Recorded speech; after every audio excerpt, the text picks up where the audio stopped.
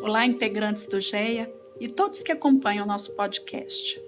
Hoje teremos o estudo do companheiro Flávio Teles com o tema De Acordo, inspirado em uma mensagem de Emmanuel no livro Palavras de Vida Eterna.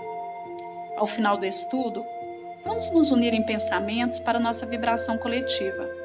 Caso queira, coloque um copo com água, relacione nomes para os quais você queira vibrar e oremos juntos.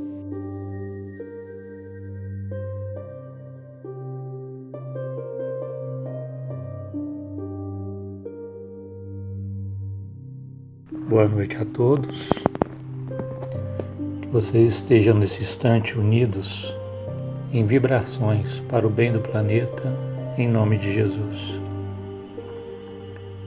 Trago essa noite um tema do livro Palavras de Vida Eterna, psicografado por Chico Xavier, uma mensagem de Emmanuel intitulada De Acordo. De acordo deve ser interpretado pela expressão em conformidade. Emmanuel traz um trecho da segunda carta de Paulo aos Romanos, no versículo 6, que diz o seguinte: o qual recompensará a cada um segundo as suas obras. A primeira questão que se nos oferece é: quem recompensará?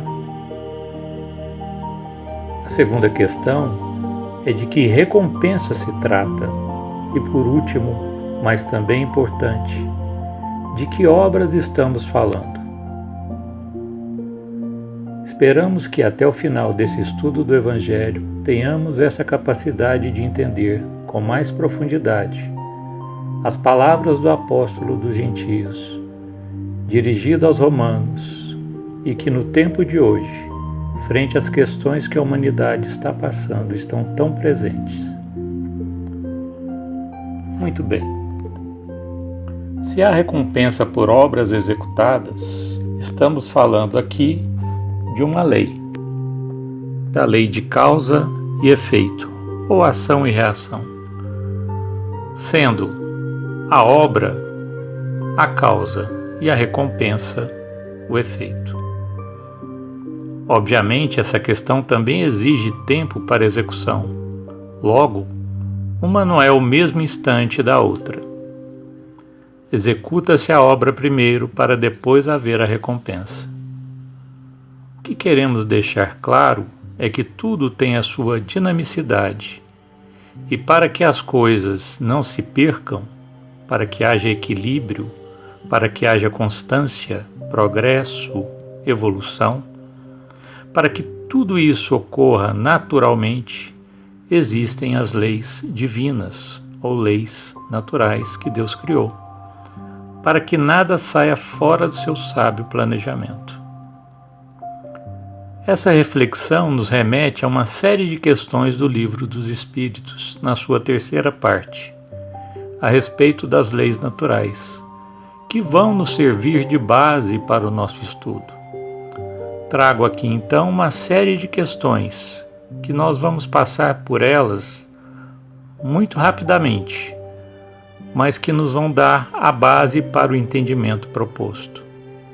Primeiramente, na questão 614, onde Kardec pergunta: o que se deve entender por lei natural? E os espíritos respondem: a lei natural é a lei de Deus. É a única verdadeira para a felicidade do homem. Ela lhe indica o que deve ou não fazer. E ele é infeliz somente quando se afasta dela. Aqui a gente tem mais ou menos uma ideia do que se trata a recompensa pela obra executada. Já na pergunta 619, Kardec pergunta: Deus deu a todos os homens meios de conhecer sua lei? Então, se existe uma lei, ela tem que ser conhecida, né? E isso os espíritos respondem: todos podem conhecê-la, mas nem todos a compreendem. Todos a vivenciam, mas nem todos conseguem tirar da dinamicidade da vida o significado de uma lei, ou expressar essa lei. Continua: os que compreendem melhor são os homens de bem e os que procuram pesquisá-la. Os homens de bem nós já falamos muitas e muitas vezes nas nossas palestras. E quais são os seus caracteres? Mas ele coloca também aqui a questão do estudo, né? Procuram pesquisá-la. Aquele que se aprofunda mais, que vai de encontro ao entendimento do que significa cada lei. Entretanto, todos a compreenderão um dia, porque é preciso que o progresso se realize. Já na questão 621, onde está escrito a lei de Deus? Essa também a gente já viu, né? Na consciência. E qual o tipo mais perfeito que Deus ofereceu ao homem para lhe servir de guia e modelo? Questão 625, também conhecida. A resposta dos espíritos é Jesus. E Kardec continua: Jesus é para o homem o exemplo da perfeição moral, a que pode pretender a humanidade na Terra.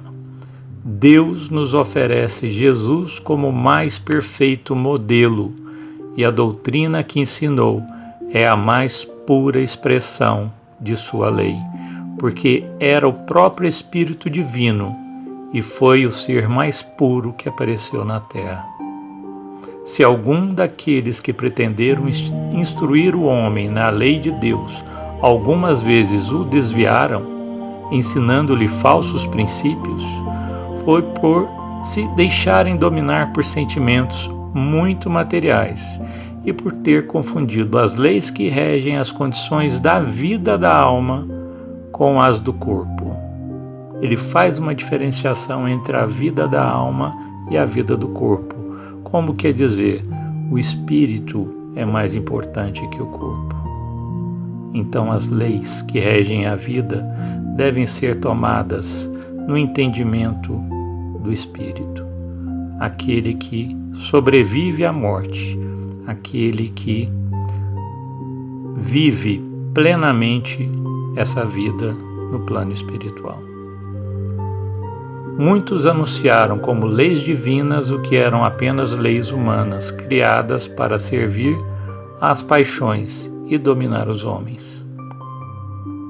Já na questão 629, Kardec pergunta: que definição se pode dar à moral? A moral é a regra do bem proceder, ou seja, a que permite distinguir entre o bem e o mal. Ela é fundada sobre o cumprimento da lei de Deus, então está vinculada. O homem procede bem quando faz tudo para o bem de todos, porque então cumpre a lei de Deus. Na questão 630, como pode distinguir o bem e o mal? O bem é tudo o que está conforme a lei de Deus, o mal, tudo o que lhe é contrário. Assim, fazer o bem é proceder conforme a lei de Deus. Fazer o mal é infringir essa lei. Questão 631. O homem tem por si mesmo meios de distinguir o bem do mal? Sim, quando crê em Deus e de fato quer saber por que Deus lhe deu a inteligência para distinguir um do outro. Então o homem, nascido simples e ignorante, evolui, atinge graus diferenciados entre a população, da sua inteligência, e gradativamente ele vai separando o bem do mal. Ele vai conhecendo o que é bem e separando daquilo que é mal. Na questão 642, basta não fazer o mal para ser agradável a Deus e assegurar um futuro melhor?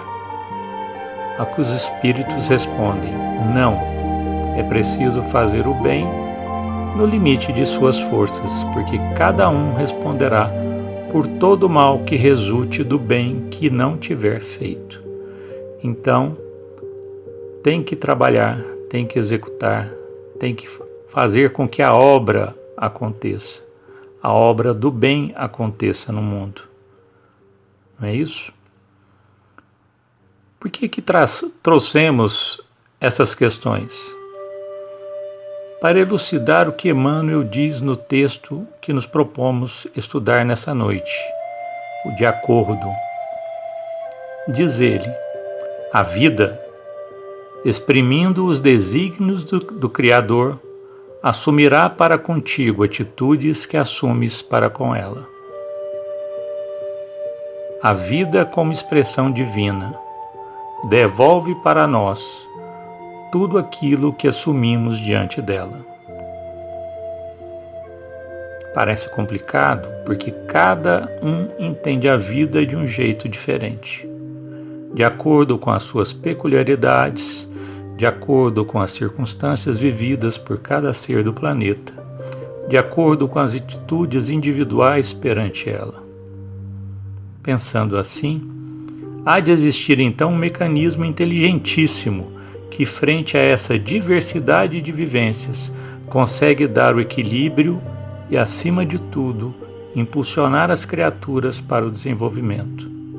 Esse mecanismo são as leis naturais, criação de Deus. Mas como pode um mecanismo deste funcionar tão eficientemente? A resposta está na introdução do livro Pensamento e Vida,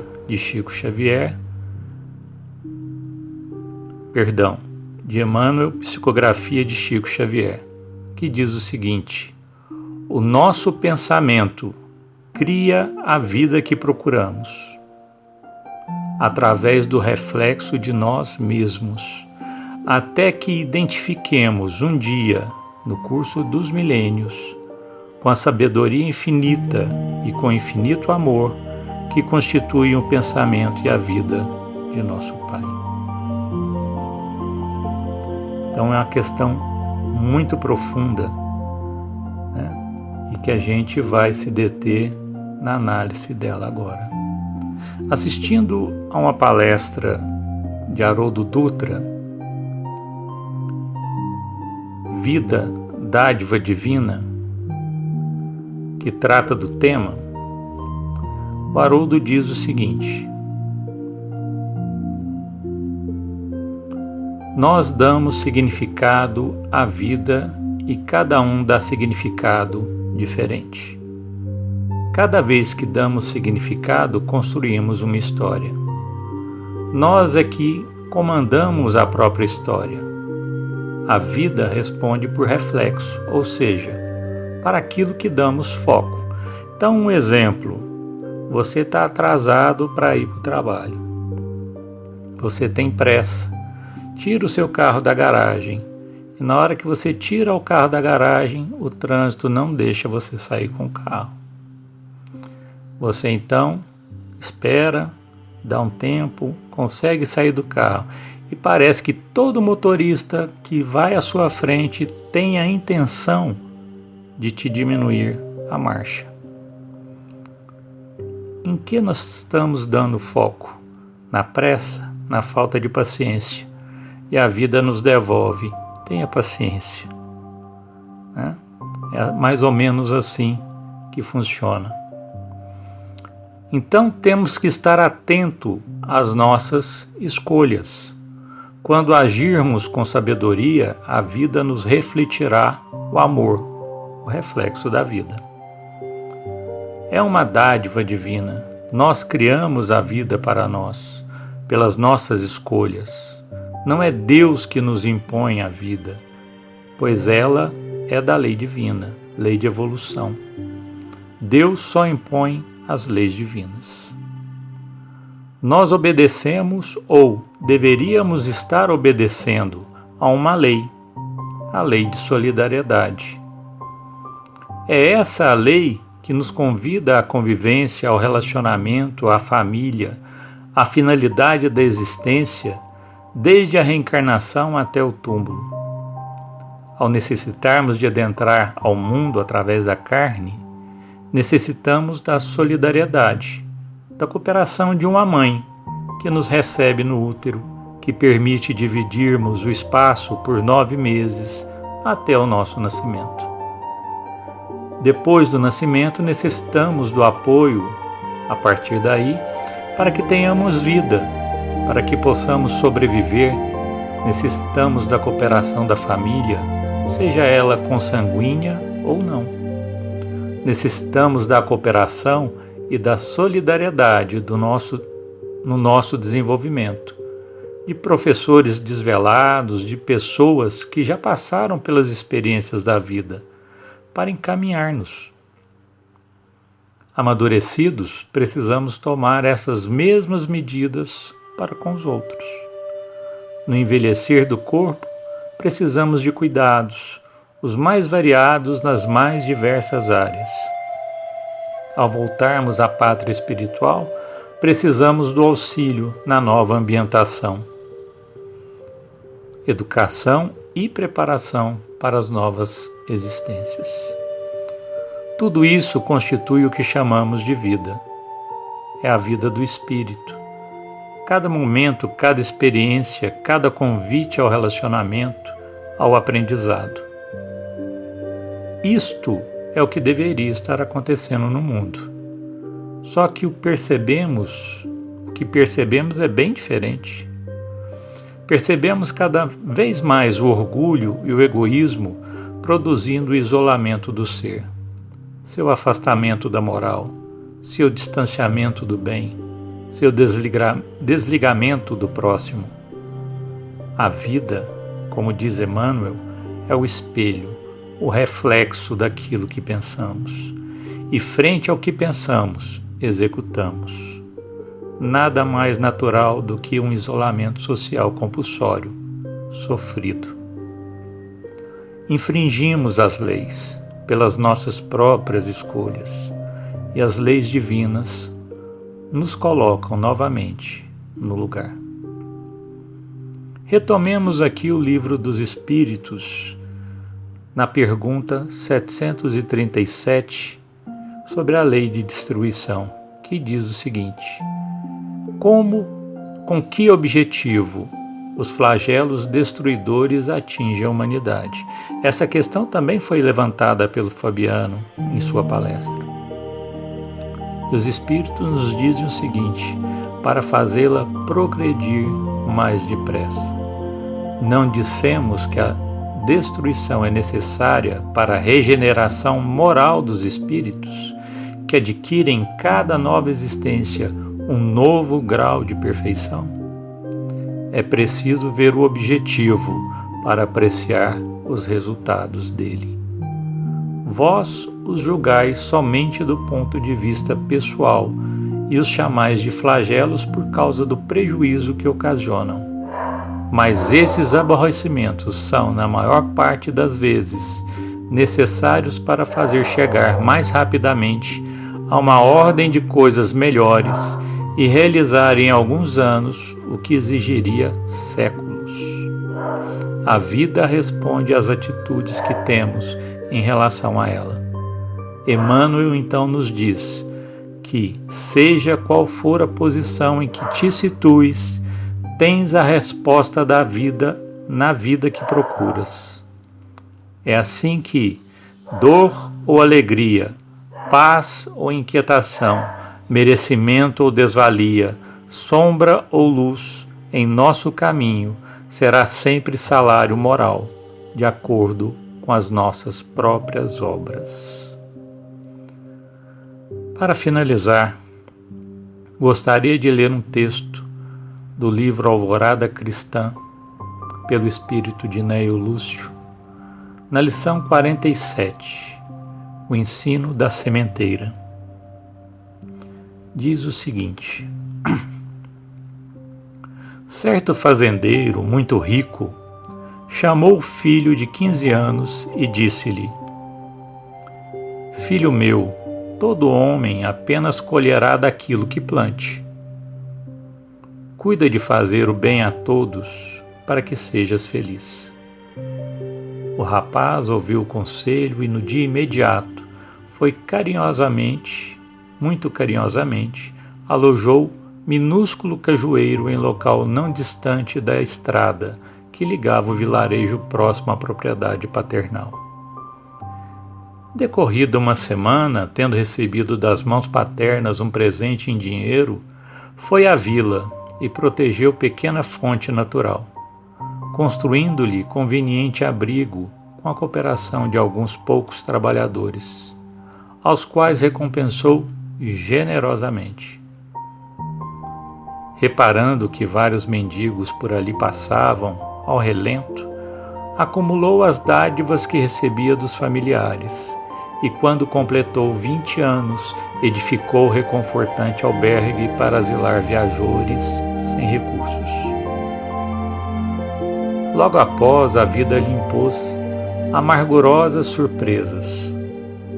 Sua mãezinha morreu num desastre e o pai, em virtude das perseguições de poderosos inimigos na luta comercial, empobreceu rapidamente, falecendo em seguida. Duas irmãs mais velhas casaram-se e tomaram diferentes rumos. O rapaz, agora sozinho, embora jamais esquecesse os conselhos paternos, revoltou-se contra as ideias nobres e partiu o mundo afora. Trabalhou, ganhou enorme fortuna e gastou-a, gozando os prazeres inúteis. Nunca mais cogitou de semear o bem. Os anos se desdobraram uns sobre os outros. Entregue à idade madura, dera-se ao vício de jogar e beber. Muita vez, o espírito de seu pai se aproximava, rogando-lhe cuidado e arrependimento. O filho registrava-lhe os apelos em forma de pensamentos, mas negava-se a atender. Queria somente comer à vontade e beber nas casas ruidosas, até a madrugada. Acontece, porém, que o equilíbrio do corpo tem limites e a saúde se alterou de maneira lamentável. Apareceram-lhe feridas por todo o corpo. Não podia alimentar-se regularmente, perdeu a fortuna que possuía através de viagens e tratamentos caros. Como não fizera feições, foi relegado ao abandono. Branquejaram-se-lhe os cabelos. Os amigos das noitadas alegres fugiram dele. Envergonhado, ausentou-se da cidade a que se acolhera e transformou-se em mendigo. Peregrinou por muitos lugares e por muitos climas, até que um dia sentiu imensas saudades do antigo lar e voltou ao pequeno burgo que o vira crescer. Fez longa excursão a pé. Transcorridos muitos dias, chegou, extenuado, ao sítio de outro tempo. O cajueiro que plantara convertera-se em árvore dadivosa. Encantado, viu-lhe os frutos tentadores. Aproveitou-os para matar a própria fome e seguiu para a vila.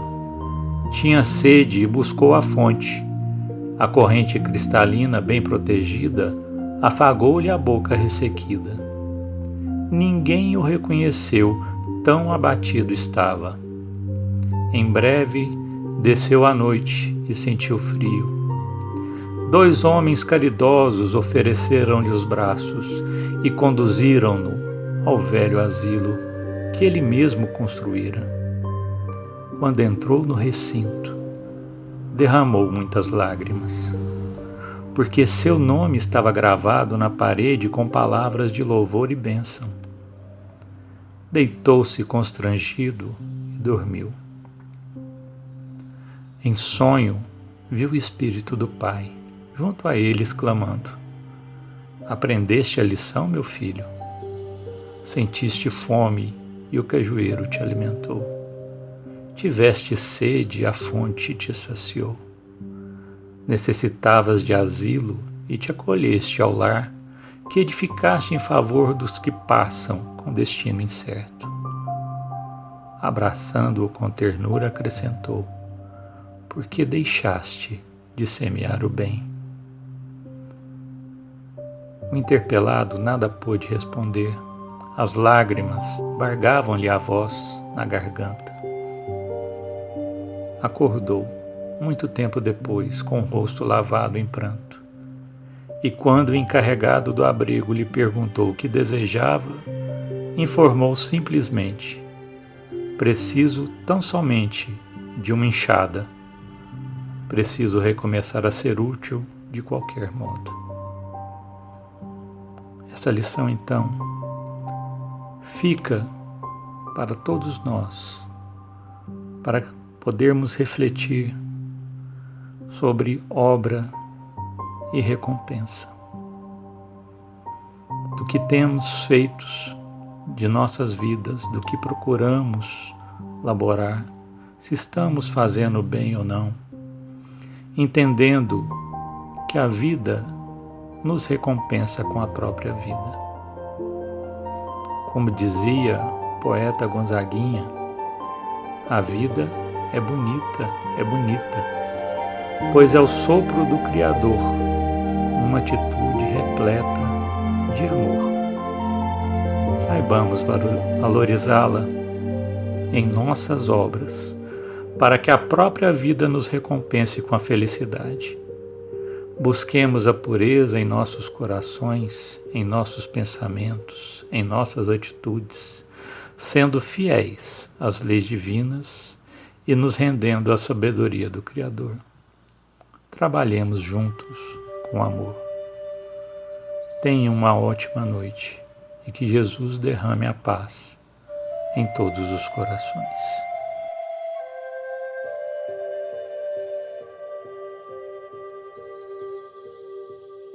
Convido todos, então, para o nosso momento de oração. Lembrando que é um momento para que possamos sintonizar com nossos mentores, com todos os nossos espíritos protetores, com a divina bondade, de aurirmos as vibrações de paz e de serenidade que nos chegam e de podermos, nesta conexão maior com Deus, com essa fonte de amor incondicional, vibrarmos também em favor de todo o nosso planeta Terra, em favor da humanidade, em favor de todos aqueles que se encontram doentes, em favor dos que se encontram aflitos, sobrecarregados, da certeza do auxílio, e orarmos também em favor de nós mesmos. Sabemos que a oração nos conduz aos estados mais elevados de sentimento. Então, que esse seja o nosso propósito. Que possamos sentir a luz divina do nosso Mestre Jesus, descendo e nos envolvendo, desde o nosso centro coronário até os nossos pés. E nesse estado elevado de gratidão pela misericórdia divina, sentir todo o nosso campo espiritual se expandindo, se expandindo, se expandindo. E sentimos o benefício não apenas em favor de nós mesmos, também necessitados dessa misericórdia. Sentir ele se expandindo até o nosso lar, em favor de todos aqueles que convivem conosco. Se expandindo em favor dos lares, de todos os nossos familiares, dos nossos amigos, dos nossos ambientes. Expandindo sobre a nossa cidade, abençoando essa nossa Uberlândia. Se expandindo pelo nosso estado, das Minas Gerais. Envolvendo o Brasil, essa pátria amada, nas luzes divinas, na certeza de que Ismael, com sua equipe de luz, vela por todos nós, intercedendo ao Cristo Jesus, estendendo a bandeira da sua misericórdia da ordem e do progresso. Sejamos a luz. Façamos cada um de nós neste momento, através de nossas vibrações, que o Brasil seja este coração do mundo e que daqui parta as vibrações amorosas. Repetimos não apenas em favor de nós mesmos, mas em favor de toda a humanidade, todos os países, continentes. E também, Mestre Jesus, rogamos em favor daqueles que se encontram no plano espiritual, especialmente aqueles, Senhor, que ainda não entendem a Tua bondade, a Tua presença, e que aproveitam esses instantes para infundir o medo. Então, Mestre Jesus, é a todos nós que rogamos a Tua piedade, a Tua proteção amorosa. E assim sintamos essa luz nos envolvendo a todos, conduzindo o passe coletivo em favor de todos nós. Aqueles que colocaram um copo com água, garrafa, assim, com a fluidificação pelos magnetizadores espirituais. A presença dos médicos e dos enfermeiros espirituais em favor daqueles que se encontram enfermos. Os instrutores divinos em favor de todos nós. E façamos também nossas orações em favor daqueles nomes específicos que relacionamos. Também estendendo nossas orações em favor de todos os nomes registrados no nosso caderno do Grupo Espírita Irmão Mauro. Agradecemos a bondade divina, a proteção morável de nossos mentores, dos espíritos amigos. E encerramos essa nossa oração um pequeno trecho que André Luiz nos traz na Agenda Cristã, uma mensagem intitulada Medicamentos Evangélicos. É a parte final dessa mensagem e que possamos consumir este medicamento evangélico. Faça luz, semeie paz, espalhe bênçãos. Lute elevando, seja alegre, viva desassombrado. Demonstre coragem, revele calma, respeite tudo. Ore confiante, vigie benevolente. Caminhe melhorando, sirva sempre, espere o amanhã. E que Jesus, em sua divina bondade, nos abençoe hoje e sempre.